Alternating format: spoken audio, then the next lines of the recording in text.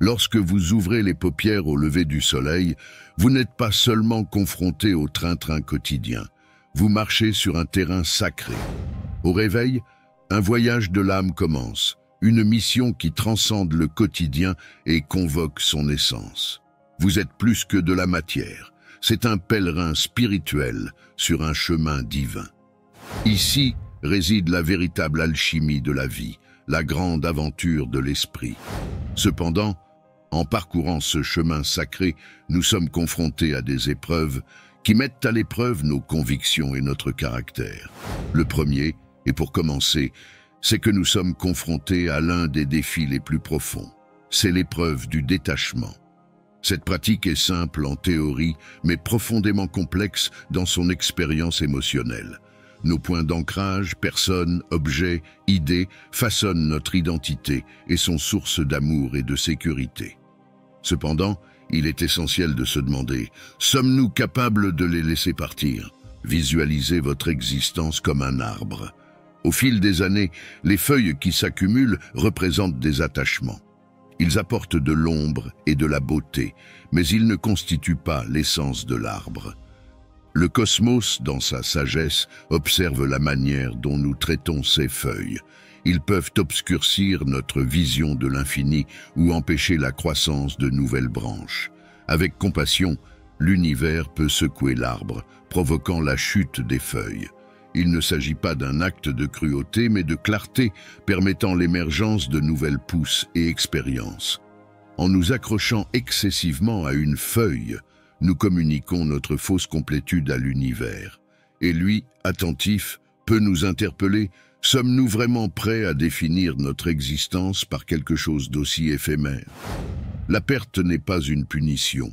Il s'agit d'une enquête sur la résilience et la vitalité de l'arbre après la chute d'une feuille. Diverses traditions spirituelles, du bouddhisme avec ses enseignements sur le détachement jusqu'à la stoïcité et l'accent mis sur la résilience émotionnelle, font écho à cette vérité. Lâcher prise, ce n'est pas renoncer à l'amour ou au désir, c'est reconnaître que notre objectif le plus profond n'est pas ancré dans des états éphémères. La vraie recherche est celle de la sagesse, de la paix, de la communion avec le tout qui dépasse tout attachement. Alors, réfléchissez, votre cœur est-il captif de l'amour d'une seule feuille, ou vous souvenez-vous qu'il s'agit d'un arbre en croissance constante, destiné à atteindre les cieux? Dans l'immensité d'une forêt, l'épreuve du détachement vous invite à réfléchir à vos véritables priorités. Êtes-vous défini par les attachements que vous cultivez, ou par votre capacité à évoluer et à vous adapter en harmonie avec votre moi supérieur? L'univers vous attend, prêt à vous confier une sagesse élargie, des formes d'amour supérieures et des niveaux de conscience plus profonds. Cependant, il observe d'abord si vous êtes prêt à libérer les feuilles fanées pour faire place à de nouvelles feuilles fleuries. Dans cette vaste forêt de l'existence, réalisez que vous n'êtes pas qu'un arbre isolé. Vous faites partie intégrante d'un écosystème palpitant et dynamique. En surmontant le défi du lâcher-prise, vous découvrez votre véritable résilience, un accord raffiné avec le cosmos, et vous vous retrouvez plus entier que vous ne l'auriez jamais imaginé. Vous êtes plus que vos attachements et plus que les pertes que vous subissez. Vous êtes l'essence même du voyage que vous entreprenez, un voyage sacré et épanouissant. N'oubliez pas que ce n'est pas dans la rétention, mais dans la capacité de lâcher prise et de renaître que vous définissez votre essence. Ce faisant, il devient un phare, une célébration de l'esprit humain et de sa capacité à transcender, devenant partie de quelque chose de plus grand, de divin. C'est votre véritable voyage, un chemin libre de contraintes, plein de potentiel inexploré. Vous devenez l'univers en expansion lui-même, une histoire sacrée qui se déroule éternellement. Dans le monde d'aujourd'hui, qui exalte la gratification instantanée et où la prochaine dose de dopamine est toujours à portée de clic, le concept d'attente devient de plus en plus étrange. Conditionné à penser que si quelque chose n'arrive pas immédiatement, cela pourrait ne jamais arriver, nous sommes mis au défi par la sagesse du chemin spirituel qui nous guide dans la direction opposée. Il nous murmure que l'une des épreuves les plus importantes de la vie est celle de la patience, surtout lorsque la période d'attente s'étend au-delà de nos attentes. La patience ne se limite pas à l'acte d'attendre.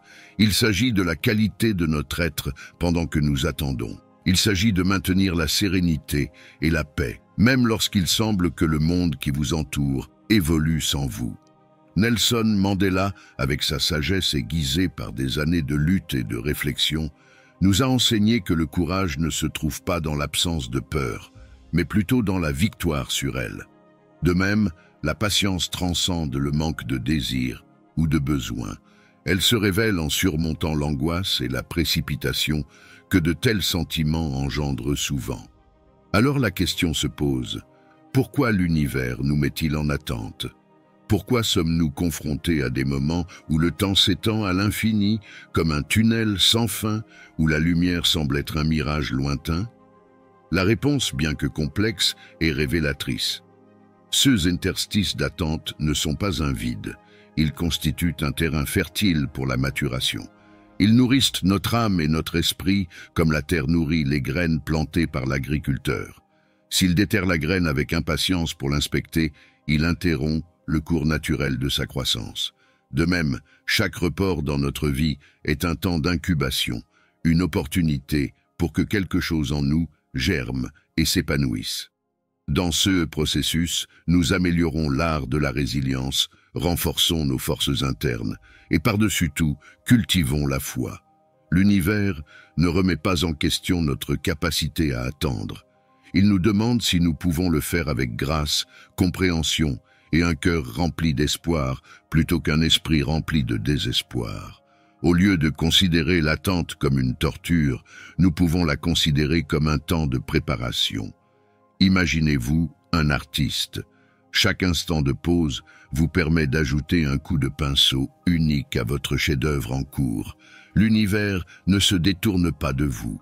Il vous sculpte méticuleusement pour un avenir à la hauteur de vos capacités et de votre valeur. Maya Angelou, avec sa perspicacité caractéristique, nous rappelle que les plus grandes réalisations ne sont pas instantanées. Ils exigent du temps.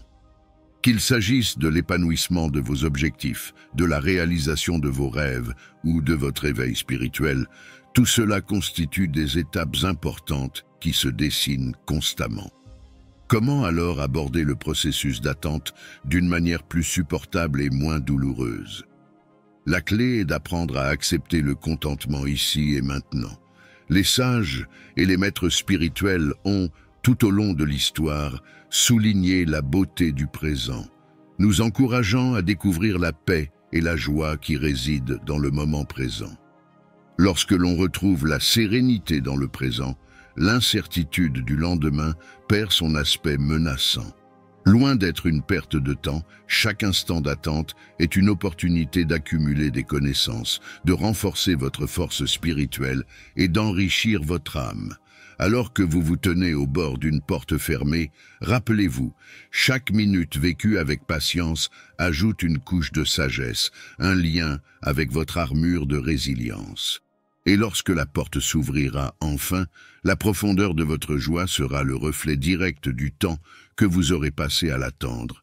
Une joie qui ne fait que s'améliorer par le processus et la patience, intensifiée par l'anticipation. Votre existence n'est pas simplement une séquence d'événements.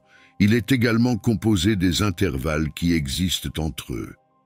Dans les moments où vous attendez le début du prochain chapitre de votre vie, rappelez-vous qu'il n'y a pas de pause, mais plutôt une période de préparation. Chaque seconde d'attente n'est pas du temps perdu, c'est un investissement. Vous n'êtes pas détenu, vous êtes en train d'être promu à quelque chose d'une telle ampleur que lorsque cela se matérialisera, toute la période d'attente en vaudra la peine. Dans cet intermède où l'action apparente est absente, une forme active de développement s'opère, une maturation silencieuse et invisible de votre être intérieur. Vous n'attendez pas seulement, vous grandissez, apprenez et évoluez pour devenir la personne que vous devez être lorsque le bon moment se présente. Et à cet instant, vous reconnaîtrez que vous n'attendiez pas simplement. Vous avez fait un voyage qui vous a façonné, qui a donné un sens à chaque instant d'anticipation. La foi, cette épreuve transcendantale, devient plus évidente non pas sous un ciel serein, mais dans les tempêtes qui croisent inévitablement notre chemin. La gratitude et la foi sont faciles lorsque le soleil brille, mais le véritable test survient lorsque les nuages se forment et que les vents se lèvent. Ce sont des moments qui mettent véritablement au défi et favorisent la croissance de l'âme. Imaginez votre vie comme un navire sur l'océan. Sans les eaux turbulentes, le marin n'apprendrait jamais la voile. L'analogie avec une mer agitée sert parfaitement à décrire les moments d'adversité de nos vies. Lorsque nous nous trouvons au milieu d'une tempête, où l'immensité difficile nous entoure et où la situation semble insupportable, l'idée d'abandonner peut sembler tentante. C'est précisément dans ces moments que la foi agit comme notre boussole, nous gardant sur le cap et nous encourageant à faire confiance à la résistance du vaisseau qu'est notre vie. La foi est cette force qui nous rappelle que les turbulences auxquelles nous sommes confrontés ne sont pas le signe avant-coureur d'une destruction certaine, mais plutôt un chemin à parcourir pour atteindre des eaux plus calmes. Tout comme le potier façonne l'argile sur le tour, nos expériences, aussi désorientantes et inconfortables soient-elles, sont essentielles pour façonner notre caractère et notre âme. Les épreuves et tribulations que nous vivons nous transforment de la même manière que la pression et la chaleur qui transforment un morceau de charbon brut en diamant. C'est un puissant rappel que même dans des conditions extrêmes, nous pouvons émerger avec une force nouvelle et une beauté resplendissante. La métaphore de la métamorphose d'une chenille en papillon est aussi une belle illustration du processus de transformation que nous traversons tous.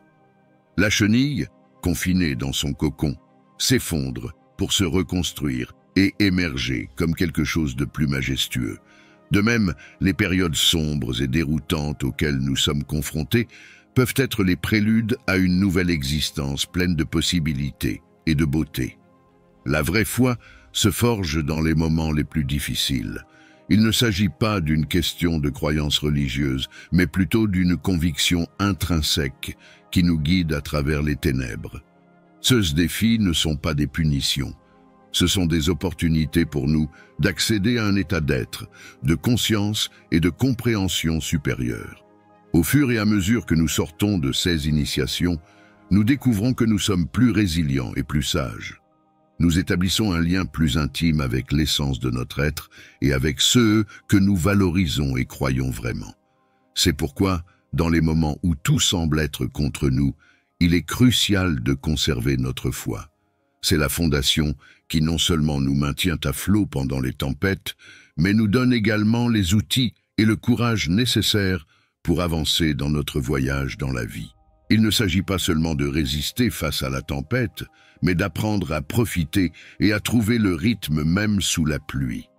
Accrochez-vous à votre foi et permettez-lui d'être votre bouclier, votre refuge contre les vents de l'adversité.